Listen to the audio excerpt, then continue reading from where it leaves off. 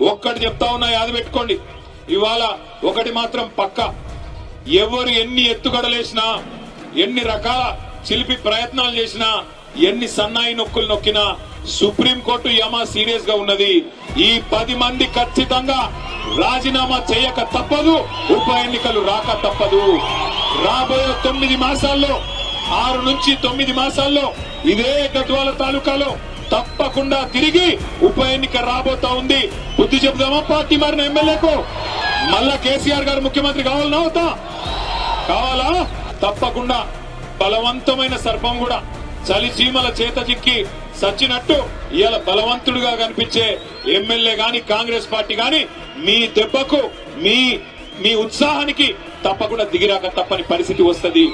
ఇవాళ గద్వాలలో అడుగుపెట్టినట్టు నుంచి ఇక్కడ దాకా, అడుగుపెట్టిన కాడి నుంచి ఇక్కడ దాకా చూస్తే తప్పకుండా ఉప ఎన్నిక రావడం ఖాయం. అందులో మళ్ళొక్కసారి 50,000 ఓట్ల మెజారిటీతో తప్పకుండా మళ్ళీ గులాబీ జెండా ఎగరడం ఖాయం అనిపిస్తా ఉన్నది.